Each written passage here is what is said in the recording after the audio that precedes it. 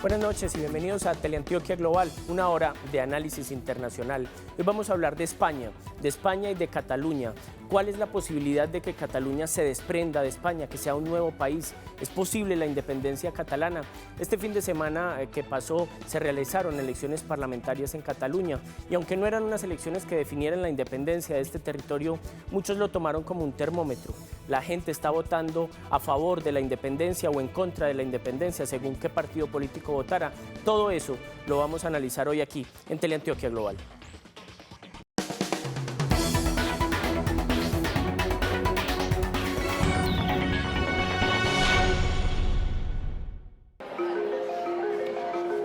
El pasado domingo se celebraron en Cataluña las elecciones parlamentarias. Fue allí donde se centró toda la atención, pues la coalición electoral Junts pel Sí, de corte nacionalista y con Artur Mas a la cabeza, planteó los comicios como un plebiscito para impulsar un proceso de secesión de España. Cataluña, que está dividida en 4 provincias, Girona, Lleida, Tarragona y Barcelona, obtuvo victorias independentistas en las 2 primeras, mientras que en Tarragona y Barcelona se acercó al 50%. La comunidad autónoma catalana cuenta con 135 escaños, de los cuales 62 ahora le pertenecen a los diputados de Junts pel Sí, faltándole solo 6 para obtener la mayoría absoluta en el Parlamento regional. El otro partido que propugna el proyecto independentista, la CUP, Candidatura de Unidad Popular, logró 10 escaños. Sumando el potencial total de ambas candidaturas, se podrían obtener 72 escaños, superándose así la mayoría absoluta del Parlamento, que es de 68. Por lo que Junts pel Sí necesitará negociar con la izquierda alternativa de la CUP para alcanzar este tope y formar gobierno. Sin embargo, aunque los independentistas lograron la mayoría de escaños, no lograron rebasar el 50% de los votos, lo que se constituye en un aliciente para el gobierno nacional liderado por el Partido Popular y Mariano Rajoy, para frenar el plan secesionista de los grupos catalanes, que se considera ilegal y en contra de la Constitución. Los comicios del domingo pasado registraron una altísima participación, cercana al 77%. Lo que es cierto es que el resultado será complicado de gestionar tanto para los independentistas como para el gobierno. Por lo pronto, se espera que en diciembre se desarrollen elecciones generales, sean las urnas las que digan quién será el personaje que direccione las intenciones catalanas. Bueno, antes de iniciar nuestra discusión, vamos a poner un contexto global sobre España y Cataluña. Por supuesto, hasta este momento son un mismo país. España es un país de monarquía parlamentaria, su capital es Madrid, es un país de cerca de 47 millones de habitantes, su idioma principal es el español. Cataluña, que hace parte de España, por supuesto, es un territorio autonómico, tiene cierta independencia legislativa del caso español y su idioma es el catalán y su ciudad principal es Barcelona. Bueno, hoy nos acompañan 2 grandes invitados. Está el profesor Jorge Alberto Velázquez. Profesor, muchas gracias por haber venido hoy acá a Teleantioquia Global. Muchas gracias por la invitación. Bueno, el profesor Jorge Alberto es columnista del periódico El Mundo, ha trabajado en El Colombiano, fue gerente incluso de Teleantioquia, esta es su casa, ha pasado por aquí ya varias veces y actualmente trabaja como docente en la Universidad Pontificia Bolivariana. Nos acompaña también Salim Chalela, él es internacionalista, trabaja en este momento en la Universidad Autónoma Latinoamericana y es pues experto en estos temas internacionales con una maestría también de la Universidad Javeriana. Profesor, muchas gracias por estar aquí hoy con nosotros. David, muchas gracias a ti y a todo el equipo. Bueno, yo quiero que empecemos por el asunto histórico. Profesor Velázquez, ¿de dónde sale el tema de un territorio que, aunque hoy hace parte de España, está diciendo nosotros deberíamos ser otro país, nosotros podemos ser un país independiente con nuestro propio idioma, con nuestras propias creencias y, por supuesto, con nuestra propia autonomía legislativa y gubernamental? ¿De dónde viene esta disputa? Bueno, ha habido una inquietud permanente por este tema, porque es la reivindicación de Cataluña a lo largo del tiempo. En la antigüedad de Cataluña aparece una figura que son los condados catalanes, donde mantienen una cierta autonomía.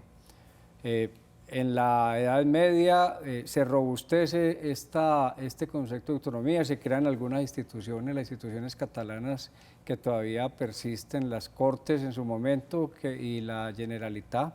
La Generalitat hoy se mantiene y es como el gran emblema de esa reivindicación política e histórica. Más adelante en el tiempo, Cataluña hace parte de la Corona de Aragón, pero al contrario de como sucede en los otros reinos españoles de hoy o de ese momento, se puede hablar más bien de una confederación catalano-aragonesa donde Cataluña conserva sus instituciones y conserva su autonomía. Y esto es lo que ha distinguido siempre la lucha de los catalanes, el respeto a las instituciones, el respeto a la autonomía, la defensa del idioma y la defensa de la cultura. Ya son las reivindicaciones que han mantenido vivo ese espíritu de lucha durante todo este tiempo. Fueron sojuzgados por la monarquía una vez ya se configura, primero por Castilla y luego ya cuando se configura el reino español en general, fueron perseguidos o juzgados. En la historia se registra cuando la guerra de sucesión, los Borbones le tiran muy duro, como decimos hoy, se da lo que se llamó el sitio de Barcelona y la caída de Barcelona en 1714, que es lo que ellos hoy están reivindicando. El 11 de septiembre aparece como el día de lo que llaman la Diada, y cada año se hace una salida, una movilización. Primero era una cuestión religiosa, después se volvió política, y fue precisamente en la Diada del 2012 cuando la gente salió más de lo esperado a la calle, y eso alentó un poco el ánimo del presidente de la Generalitat, Artur Mas, para embarcarse en esta causa separatista de ahora. Bueno, profesor Chalela, si nosotros nos acercamos un poco más a la España contemporánea, vemos que el siglo XX ha tenido momentos de altibajos en cuanto a la relación de Madrid con Cataluña, la relación de Madrid y Barcelona, podríamos decir también. ¿Cuál es la actualidad política si rememoramos quizás hasta la primera parte del siglo XX con la llegada de Franco, donde los empiezan a apretar un poco no, los empiezan a apretar mucho e incluso se dan elementos de presión contra el idioma, que no es el mismo, que no es español, sino es catalán, y se empiezan a sentir un poco asfixiados? Bien, David, pues básicamente Cataluña siempre ha estado, digamos, sometido, como bien lo mencionó el profesor, a la presión del centralismo y de la unidad de las monarquías, primero absolutista y luego parlamentaria. ¿Qué sucede? Después de la victoria de Franco en 1939, Franco, en ese proceso unificador de España, empieza a, digamos, a atentar contra la institucionalidad de la Generalitat. Inclusive la Generalitat desaparece por completo. ¿Qué es el organismo? Que es el organismo central de poder ejecutivo hoy en el Estado autonómico. Prohíbe la enseñanza del catalán y el uso del catalán, es decir, impone casi que como primera lengua de Cataluña el español, y hace una persecución sistemática. Inclusive algunos estudios muestran que se conformó una Generalitat en el exilio. Sí. Durante este periodo hasta 1977, cuando muere Franco, cae esta dictadura y empieza España un proceso de transición que lo lleva a la Constitución de 1978, que es la Constitución vigente. Esa Constitución empieza a recoger, a tejer un periodo de transición, un espacio de transición, y reconoce la autonomía de algunos territorios españoles. Ese es el Estado autonómico. Claro. Y el Estatuto Autonómico, que se crea en 1979, se intenta refrendar en el 2006 y, digamos, establece las reglas de juego de esa segunda Generalitat que aparece de 1978 para acá. Esas reglas de juego van muy enfocadas a permitirle a Cataluña una autonomía en lo legislativo, en lo judicial, en las decisiones gubernamentales en general. Es decir, que el gobierno central español desde Madrid no pueda imponer muchos de los elementos porque ellos toman esas decisiones. Pero sí, David, pero esa autonomía es restringida. Claro. Porque la autonomía legislativa es para algunos aspectos, como por ejemplo temas de vivienda, temas de turismo, pero temas tributarios, temas jurídicos están centralizados en las instituciones de Madrid.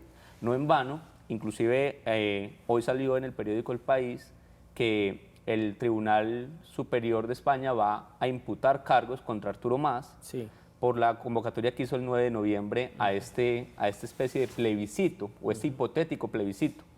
Entonces, esas decisiones siguen centralizadas en Madrid y eso ha generado una disputa. Ahora, sumando un poco a lo que comenta el profesor, ese catalanismo histórico de lengua, de cultura, con la llegada de ese reconocimiento del Estatuto Autonómico en 1979 y con la llegada al poder de Jordi Pujol en 1980 de la autonomía catalana, se convierte en un catalanismo político. Es decir, se empieza a utilizar como discurso político, yo no sé si llamarlo una vendetta o una búsqueda de reivindicación de esos, digamos, desmanes que utilizó la dictadura en contra del pueblo catalán. Y es lo que ha servido hoy como plataforma política de muchos partidos y movimientos independentistas. Claro. Yo quiero que entremos a eso, porque esa reivindicación independentista de la que vimos ahora el fin de semana, pues una expresión importante, es un asunto que por supuesto tiene unas raíces históricas importantes, pero como discurso político lo podríamos rememorar a unos 4 o 5 años. ¿De dónde nace esa reivindicación? ¿Hay un punto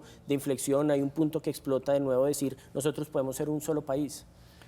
Ahí hay una anotación que yo quería complementar. También en el punto anterior.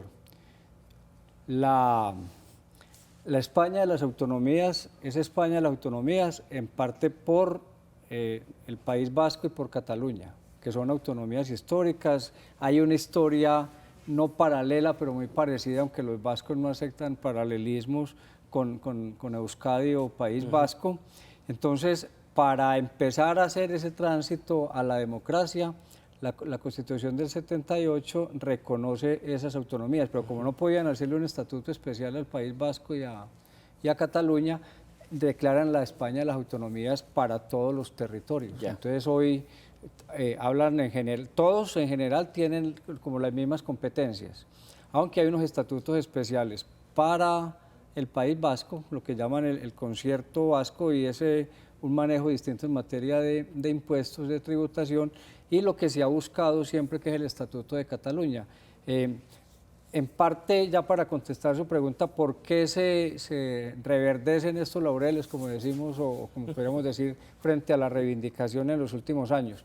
En el gobierno anterior, el gobierno socialista, se aprueba un estatuto catalán. El gobierno central, con el gobierno socialista de Rodríguez Zapatero, les da vuelo y les da vía libre para que ese estatuto, que recobra muchas competencias para Cataluña, pueda darse. Hay un problema, y es que Rodríguez Zapatero no cumple todas las promesas que había hecho. Y después Rajoy, en nombre del Partido Popular, demanda el estatuto. Entonces, es Rajoy prácticamente el que mueve estas luchas de ahora. Esa es la respuesta al gobierno centralista de Rajoy, porque Rajoy quiere recentralizar, y Rajoy, un poco como hizo Franco en su dictadura, quiere desconocer estas realidades de las autonomías. Entonces, al él demandar el estatuto catalán, mueve estas manifestaciones en contra, se capitaliza el sentir de la calle por parte de Artur Mas como presidente de la Generalitat, que el partido del que él hace parte o que él preside es una coalición de partidos, la que estaba en el gobierno de Convergencia y Unión, ya quedaron separados por el tema de la independencia. Ha sido un partido nacionalista de derecha, pero no separatista, porque tienen todos los intereses de la élite catalana, que es la industria, el comercio, que le interesa estar dentro de España.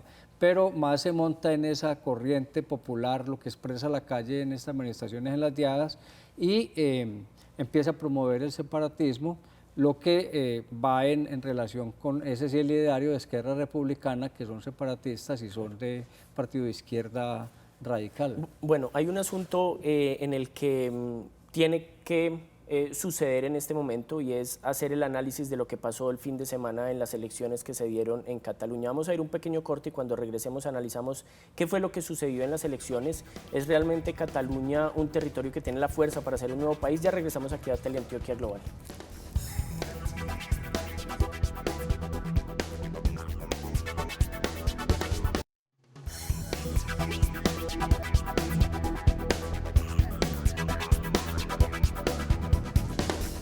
Seguimos acá en Teleantioquia Global hablando de España y de Cataluña, de la posibilidad de una independencia catalana. Profesor Chalela, lo que vimos este fin de semana fueron unas elecciones muy particulares. Cada uno parece que tomó una interpretación distinta de lo que había ocurrido. Ante la imposibilidad de hacer un plebiscito que decidiera si se independizaba o no Cataluña, se decidieron adelantar las elecciones parlamentarias y para los independentistas fue una especie de termómetro. Si lograban los partidos políticos que hablaban de independencia una votación superior a los que están en contra de la independencia, se podía entender que la gente prefiere una independencia. ¿Cómo analiza usted lo que sucedió?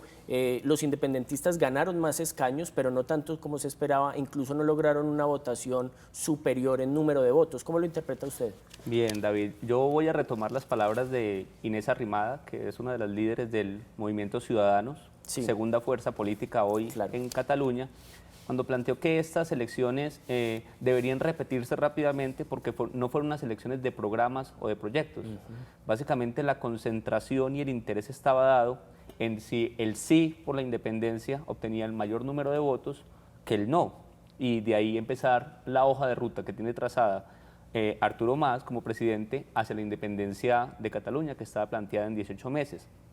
Pero ¿qué encontramos en estos resultados electorales?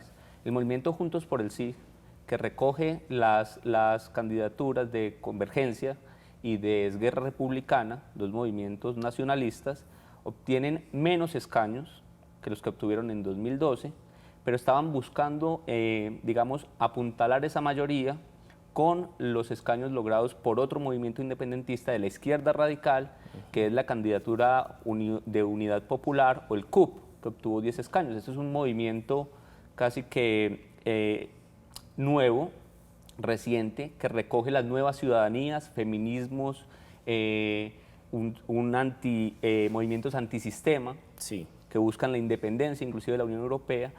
Pero ¿qué pasa? Estas dos fuerzas, si bien buscan la independencia,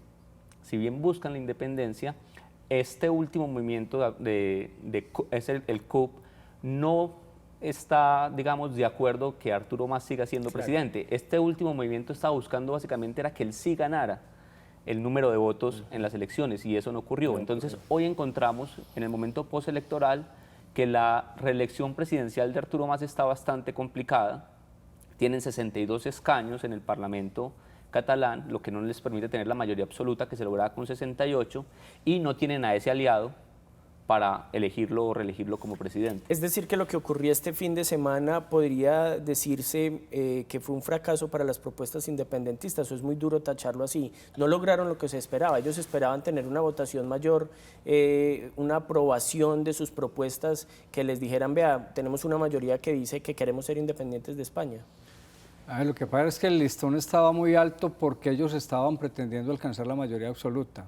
Ya habían tenido una mayoría absoluta cuando se presentaron como formaciones, cada uno por su lado, sí, tanto Convergencia como Esquerra, habían llegado a sumar en el Parlamento anterior 71 votos. Ellos al menos partían de esa suma para aumentarla y ver que quienes estaban con ellos eran partidarios de la independencia, pues no lo lograron. Inclusive el propio Mas, el partido de Mas, o la Convergencia de Unión, que era la coalición que había tenido desde el 2010 el poder, habían tenido ellos solos como Convergencia de Unión también mayoría absoluta en su momento. Lo que viene haciendo es retrocediendo. ¿Por qué? Porque en el ideario de Convergencia no estaba la independencia, estaba el nacionalismo, pero no la independencia, que la independencia es más una propuesta de Esquerra y de los grupos de izquierda como CUP. Entonces, de alguna manera sienten que él ha traicionado ese ideario al meterse pues de cabeza en eso.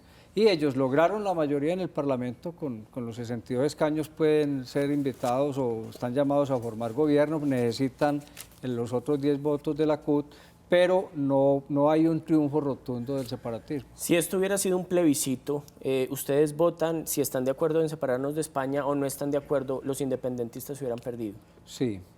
Y hubiera solucionado el problema por un tiempo, un poco como pasó en Escocia. En Escocia votaron, el 53% estuvo de acuerdo con el no y los otros se quedaron calmados. Aquí Esquerra y Convergencia estaban hablando de plebiscito y el gobierno central negando el plebiscito, porque yo creo que el gobierno central, el PP en general, le tiene mucho miedo a los votos y a la democracia, porque ellos tienen una democracia muy restringida.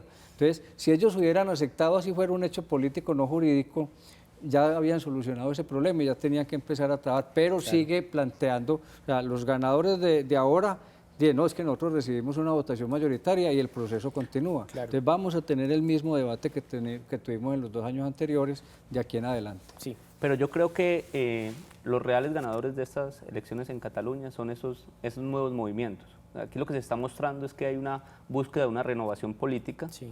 Yo creo que muchos de los partidos como Ciudadanos, como Cataluña sí es posible, sí se puede, realmente ese es el nombre, y algunos de los partidos socialistas ven que trazar una nueva ruta de un país y las implicaciones geopolíticas que eso tiene en el marco de la Unión Europea, pues puede generar riesgos de desestabilización económica en la región. Pero ¿qué se muestra? Hay 35 diputados catalanes hoy de nuevas identidades, de nuevas ciudadanías, una nueva representación. Y digamos que ahí es donde es importante entrar a valorar y a mirar esos resultados de estas elecciones. Bueno, esto ha generado una disputa muy importante entre los españoles mismos. Aquellos españoles dicen que España como país debe permanecer unida y gente al interior de Cataluña, por supuesto, no una mayoría, pero sí un altísimo porcentaje, cerca del 50%, que dice que Cataluña se debe separar. Vamos a ver unas opiniones sobre aquellos que están de acuerdo en la independencia, sobre todo catalanes, y aquellos que dicen que España tiene que mantener unida. Lo que pienso y lo que siento ahora es que pertenezco al mejor pueblo de todo el mundo.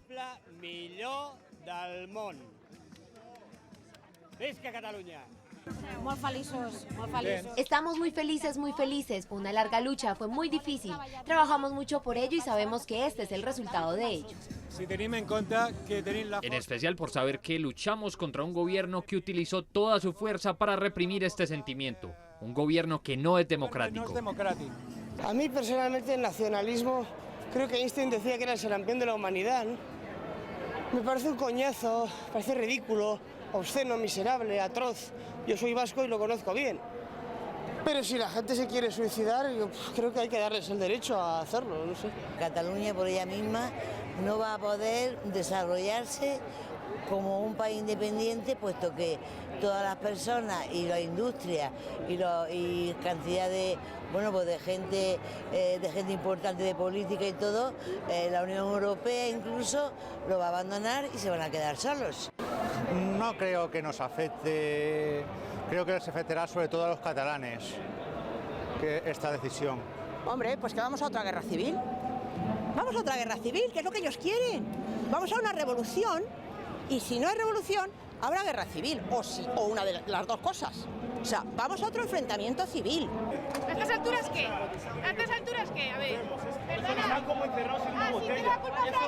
Franco tiene la culpa, no soy de la mía. Soy de la mía, soy de la mía.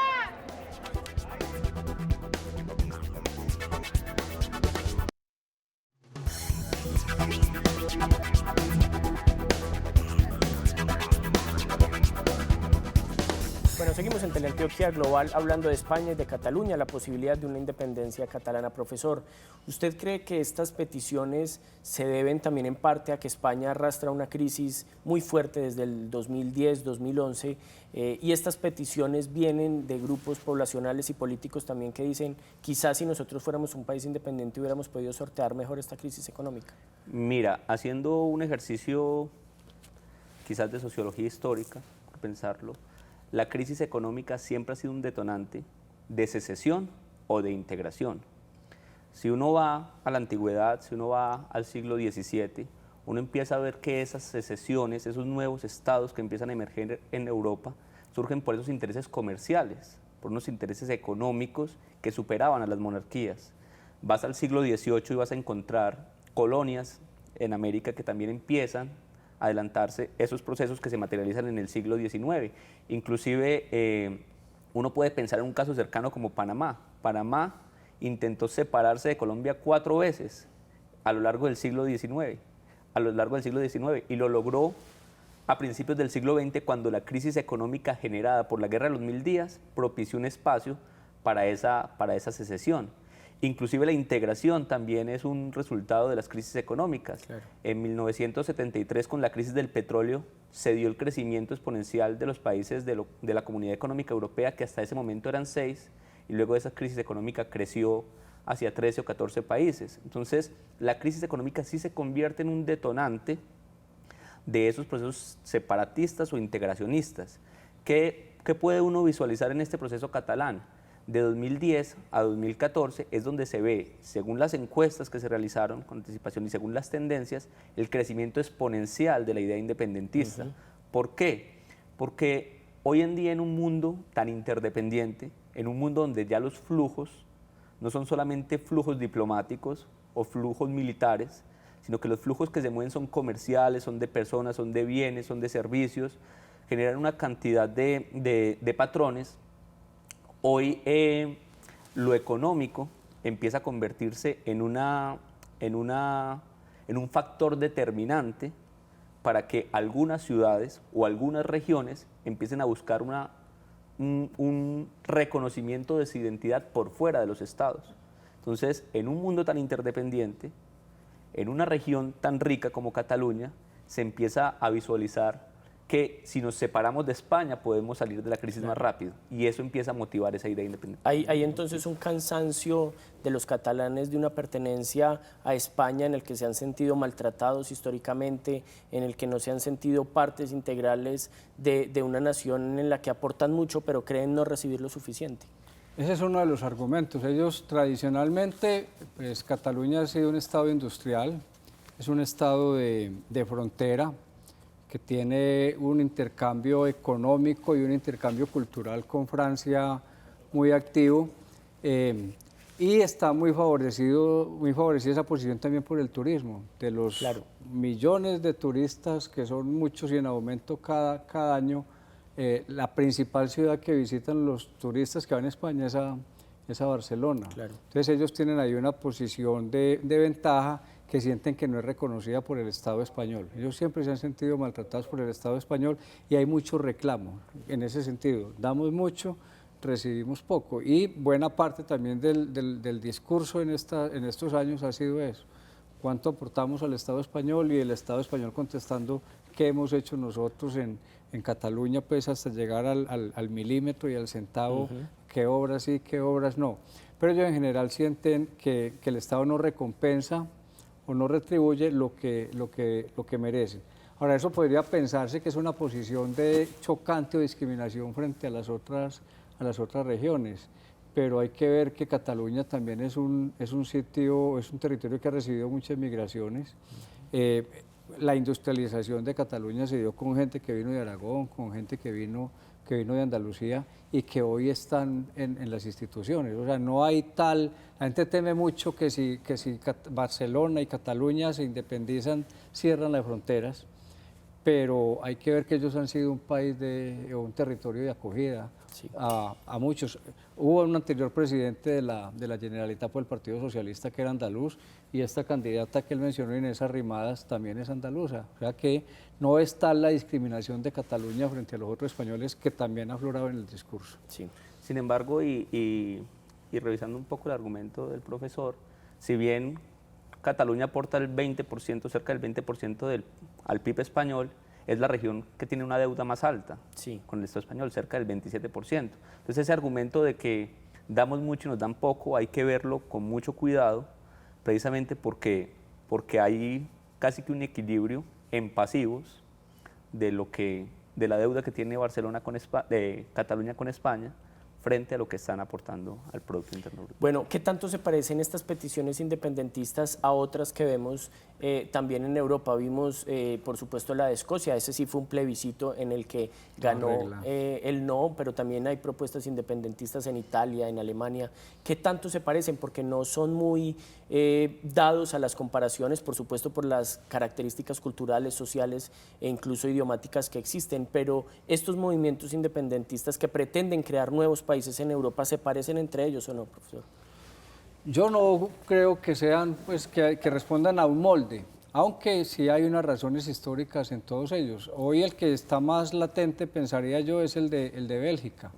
Tuvimos en unos años anteriores a Bélgica con un gobierno provisional un año largo, un año y un poco más, precisamente por la incapacidad de conformar una mayoría estable, porque por un lado están tan polarizados que políticamente esa polarización se lleva al Parlamento.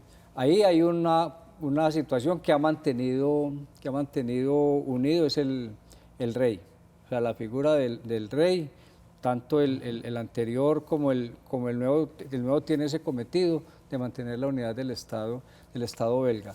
Y por ahí ocasionalmente sale a relucir el tema en el norte de Italia, que también es un tema a veces recurrente, pero que está allí latente y en algún momento puede explotar, más con una utilización o con unos fines políticos.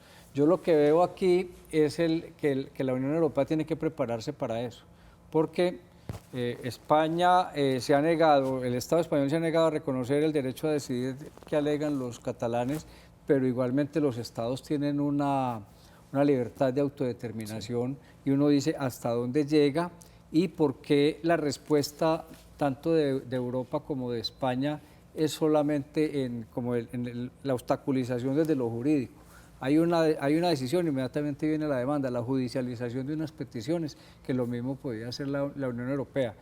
Yo creo que la Unión Europea tiene que prepararse para ver qué va a hacer con los nuevos estados que en algún momento van a aflorar. Bueno, hay unos elementos, además de lo político, que resultan muy interesantes en toda esta discusión y pasan además por lo cultural o incluso por lo deportivo. Parece impensado imaginarse una España sin Barcelona, incluso hablando de fútbol, parece increíble imaginarse una España sin el equipo de fútbol Barcelona. Se acabaría, por ejemplo, el clásico Real Madrid-Barcelona, como muchos decían en los periódicos el fin de semana pasado. Vamos a ver este informe preparado por Juan Camilo Palacio sobre el tema cultural y el tema incluso del fútbol. El Barcelona, que muchos dicen es el ejército no armado de Cataluña. En la mesa no se habla ni de fútbol, ni de religión, ni de política. Esto dice el conocido adagio. Y es que claro está, estos temas levantan muchas pasiones y fanatismos en las personas. Es más complejo aún cuando dos de estos temas se mezclan. Tal es el caso del Barcelona y Cataluña. Fútbol y política. Miremos el análisis. Si bien muchas son las figuras que desde diferentes esferas aseguran que no conviene mezclar fútbol y política, es claro que este pensamiento inteligente y mesurado es quebrantado habitualmente en el mundo del deporte. Uno de los buenos ejemplos de estos se encuentra en el Fútbol Club Barcelona, donde parece inevitable que domingo a domingo un sector concreto del barcelonismo se mezcle con el nacionalismo catalán, el independentismo. No por ello es extraño que en el Camp Nou haya igual número de banderas catalanas que banderas del club, y que termine colgando en muchas ocasiones una enorme pancarta en las gradas donde los visitantes pueden leer «Cataluña no es España». Y si bien es un orgullo para cualquier equipo deportivo cargar con la identidad y los valores de donde proviene, en el caso del Barcelona han sido muy polémicas algunas de las vinculaciones que hinchas, directivos o jugadores han hecho del club con la política. Hoy por hoy, el Barça es una máquina de éxitos deportivos, la sección futbolística, la más emblemática del club, ha aportado 25 títulos al palmarés de la institución en la última década, que desde 2008 no deja pasar ningún semestre en blanco.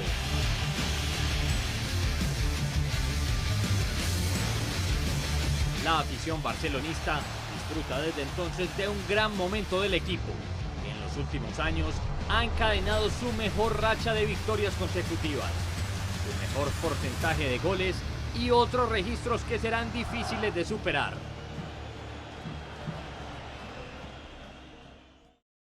La polémica por la politización del Barça ha dado pie a múltiples anécdotas.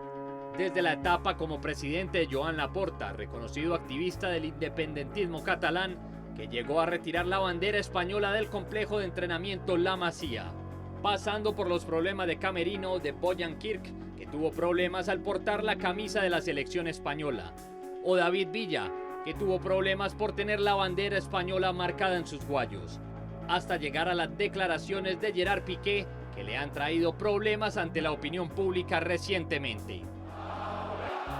Por ahora, Fecha a fecha el Barcelona seguirá jugando con su nómina, que tiene más internacionales que catalanes, a la espera de que una disputa política no acabe con el clásico de dos de los equipos más fuertes del mundo.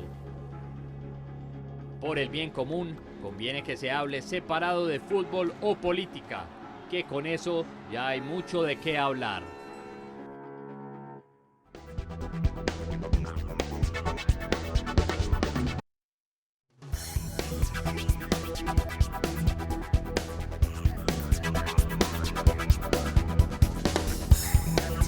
Bueno, seguimos en Teleantioquia Global hablando de España y de Cataluña, la posibilidad de una independencia catalana. ¿Qué pasaría si se creara un nuevo país que saliera de España? Profesor Chalela, ¿qué significa este tema independentista en la discusión geopolítica de la Unión Europea? Muchas de las amenazas, si los podemos decir así, que han tenido que soportar los catalanes es: si ustedes se salen, se van también de la Unión Europea. La Unión Europea no va a aceptar un nuevo país que salga de uno de los países miembros. ¿Cuál es la situación geopolítica del tema? David, yo no creo que sean amenazas, yo creo que son realidades. Sí. Y esas realidades implicarían, en principio y quizás en el corto plazo, una devastación económica para la región catalana. ¿Por qué? Porque salir de la Unión Europea significa no gozar de lo que sus instituciones están aportando al desarrollo de toda la región, como por ejemplo el apalancamiento que da el Banco Central Europeo a la deuda. Entonces, solamente en materia económica, pues ahí vamos a tener un gran problema. El euro saldría de circulación en Cataluña, tendríamos que crear, o se tendría que crear una moneda catalana. Claro. Y además de eso, si pensamos en el mediano plazo que Cataluña pueda entrar a la Unión Europea, pues no va a contar con una mayoría absoluta de países que se requieren, porque ya tiene en España un enemigo para ese acceso.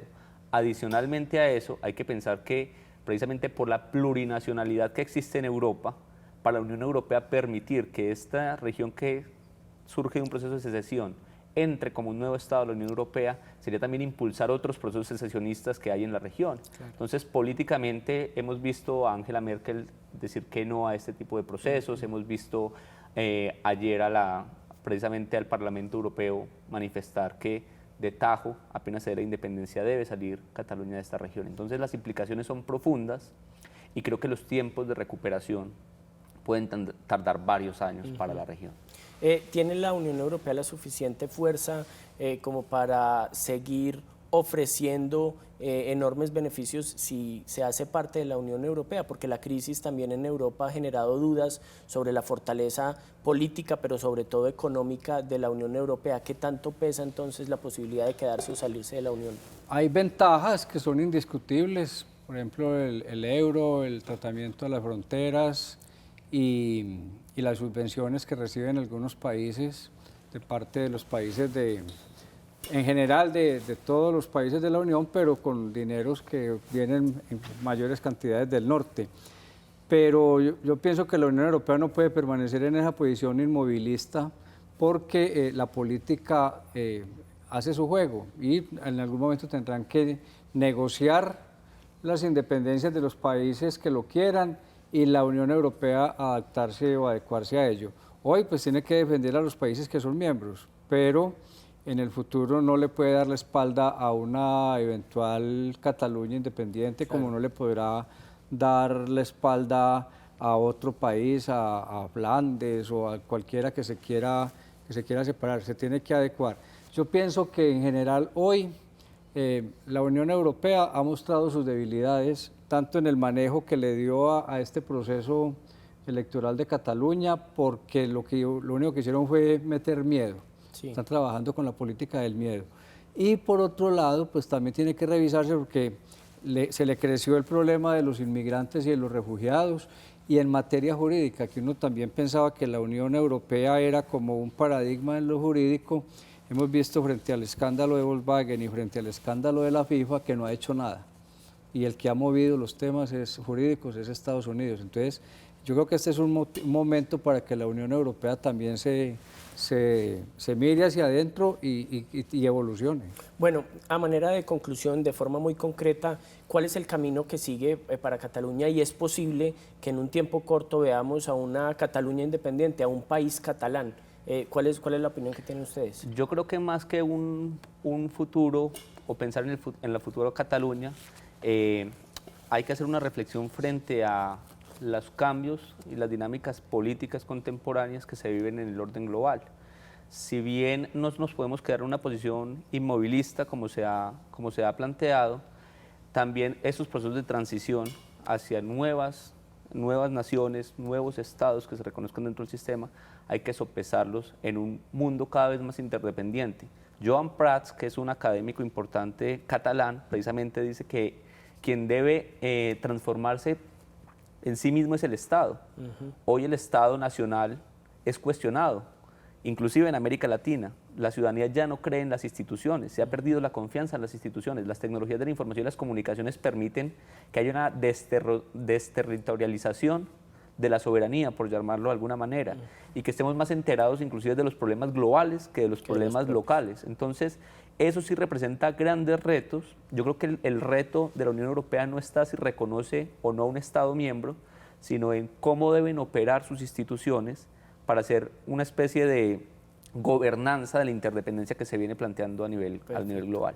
Profesor, de manera muy concreta, ¿podemos pensar en una Cataluña independiente en los próximos años o hay muchas dificultades? Yo creo que se demora. Por lo pronto, hoy en España las cosas quedarán congeladas hasta que se elija el nuevo gobierno en diciembre y entrar a negociar con el nuevo gobierno. Yo creo que la vía es de negociación. El Partido Socialista ha presentado una propuesta de reforma constitucional para hablar de federalismo. Creo que ese es el camino que van a escoger para empezar a afianzar esas instituciones, porque al tiempo que Cataluña y que el País Vasco reclaman, ya hay otros estados que lo están haciendo. Ya Galicia, que también tiene su cultura, su idioma, ya está haciendo valer, gracias a la irrupción de nuevos movimientos políticos. Perfecto. Ese mapa está cambiando completamente y en esos cambios se van a dar nuevos acercamientos hacia nuevas salidas democráticas. Perfecto, bueno, ambos muchísimas gracias por acompañarnos esta noche aquí a Teleantioquia Global, ojalá los pueda tener prontamente, estuvo muy buena la discusión, muchas gracias. Muchas gracias a ustedes. Bueno, nosotros antes de irnos ponemos una mirada global, 3 temas que son noticia esta semana y seguramente lo serán también la próxima. El primero de ellos es el acercamiento que se está dando entre viejos enemigos, entre Obama y Putin, por ejemplo, en el caso del Estado Islámico. El Estado Islámico está generando un reacomodo del tema del Medio Oriente. También está el tema de las elecciones en Argentina, lo que puede ocurrir en este último tramo para las elecciones que son el próximo 25 de octubre. Parece que el oficialismo lleva a la delantera. El candidato de los Kirchner parece que tiene todas las condiciones para ganar y continuar con la idea política que ha tenido este territorio en los últimos años. Y el tercer tema tiene que ver de nuevo con la frontera entre Colombia y Venezuela, nuevas condiciones que se están dando. Al parecer, algunos de los colombianos que fueron deportados van a poder volver al territorio venezolano, aquellos que quieran volver, según la mediación que había hecho la UNASUR. Eso es todo por hoy. Nosotros nos vemos dentro de 8 días aquí en Teleantioquia Global, todos los jueves a las 10 de la noche. Más análisis, mayor profundidad y nuevos invitados. Buenas noches.